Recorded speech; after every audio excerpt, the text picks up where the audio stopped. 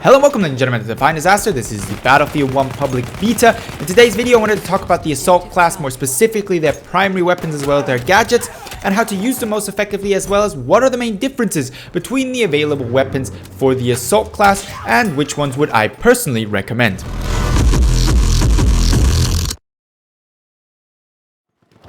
The assault class is arguably the most important class in Battlefield 1. The reason, of course, is because they are capable of dealing with enemy armor, one of the biggest threats in the game. Furthermore, they're very capable at close quarter combat. For a matter of fact, they're the best class currently for close quarter combat, and this is of course vital for taking on the objectives. Most objectives will have at least one area which is close quarter, and usually quite a lot of fighting over the objective will take place in this close quarter area. They may not be very skilled at traveling from objective to objective, where they usually just get sniped or mowed down by either the medic class or of course the recon class. But when it comes to on objective and anti-armor, that's the class to pick. And today we're going to be going over their primary weapons, or at least that's what we're going to start to do today. And I wanted to start with the MP18. We have three variants of this: the MP Artillery, the MP Trench, and of course the MP18 Experimental. Now the MP18 Artillery is basically a slightly, well, how should I say, more long-range equipped or geared version of the MP18 Trench.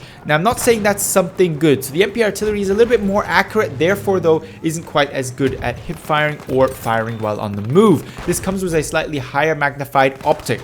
The problem with this is the MP18, for a matter of fact, all of the weapons that the assault class has as primary weapon available to them as of the current state of the game are geared for exclusively close quarter. You do not need a 2x magnified optic on any of these guns, and as such this MP Artillery is not anywhere close to as good as the MP18, at least in my opinion, because of course it's got that lesser hip fire. And I like to hip fire these SMGs, the MP18 being one of them, and as such I wouldn't recommend the MP Artillery over the MP Trench. It is not a bad weapon per se, and for those that love going for headshots even in close quarter and like to take that higher magnification optic to make it easier, it may be something for you. But for those who like run and gun and who hip fire a lot, definitely stick to the MP Trench. Now there's one other MP, and that is of course the MP18 Experimental, and I haven't quite made up my mind about this gun yet. It is certainly very interesting. It is a 3-round burst version of the MP18 Trench.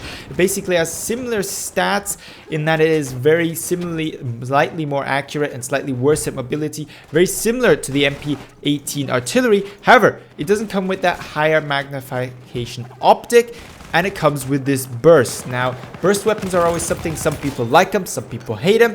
I personally am always a bit undecided about them.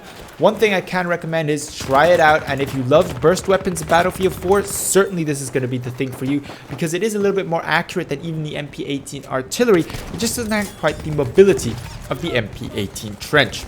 Now, having talked about the MP18, with the MP18 Trench obviously being my favorite, let's move on to the shotguns. Now, we have two available here, the Model 10A Factory and the Model 10A Heavy. Both of them, to be frank, being rather silly. There's not much point using a shotgun. They are highly unreliable. They do seemingly less damage than they did in Battlefield 4, and I find myself getting a lot more often killed with them than I did in Battlefield 4. Pump action shotguns were not bad at the end of Battlefield 4's lifetime. For a matter of fact, they still aren't very bad. Very usable in the right hands. I know how to use a shotgun, but frankly, in this game, I can't get friendly with the shotguns. They seem to fail me on every single account. Maybe I'm just bad at aiming. Feel free to leave me down below your experiences with the shotguns down below in the comments. But frankly, I would not recommend shotguns as of now. They currently, in my opinion, are not capable of competing with something like the MP18 or the Automatico in close quarter combat. And of course, medium range shotguns are no good anyway. That's no secret. Now, last but not least, we have the M1918 Automatico. 3 variants here once more: a trench variant, a factory variant, and a light infantry variant. We're going to be looking at the factory variant as our baseline here, because it kind of has a mix of all traits. Now, the M19 Factory, or the Automatico in general, you have to think of a MP18 on steroids, in the sense that it's got a higher fire rate, slightly smaller magazine. It's a FAMAS in some sense, if you so will. It's very much close quarter exclusive, even more than the MP18 is, similar to what a shotgun has in range, and therefore should not be used at medium range under any circumstance. It furthermore doesn't necessarily have the magazine size to compete with the MP18 when it comes to multiple target acquisition. On the other hand though, it kills the targets in close quarter faster. Now with the factory being as baseline, the Trench is a more hipfire mobility geared version of this gun. I should point out there is no sight differences between the three variants. All three of them run the similar or same iron sights.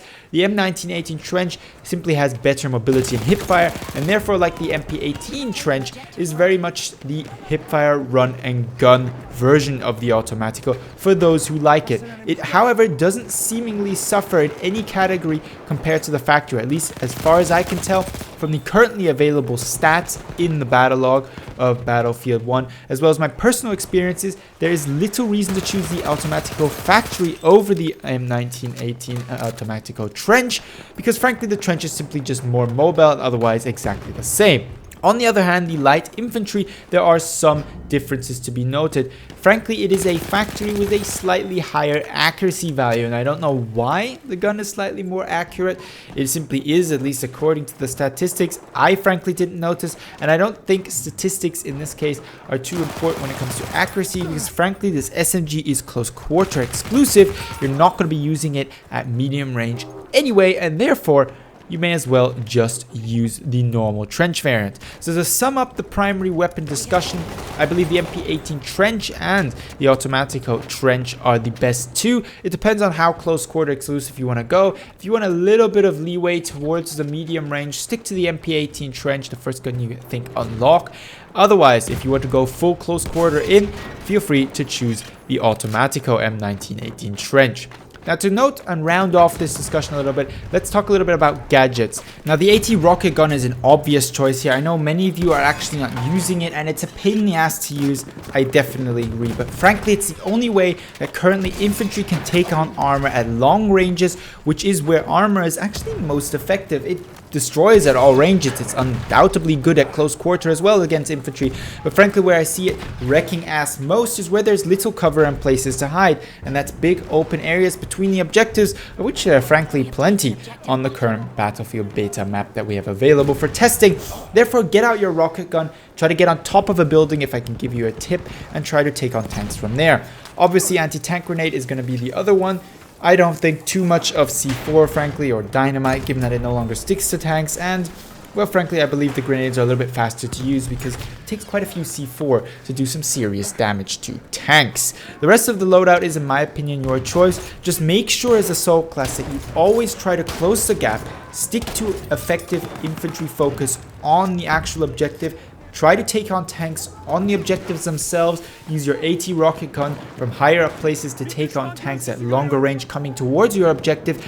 And never forget, you only have so many shots with both your gadget, the AT rocket gun, and you only have so many anti-tank grenades. Use them wisely. Don't use them on a tank that you're never going to see again, who's going to go off somewhere and repair and is going to come back full strength. Use it on a tank that's going for an objective that you're trying to capture, and therefore help your team get that objective. So that rounds up pretty much my discussion on the assault class in Battlefield 1.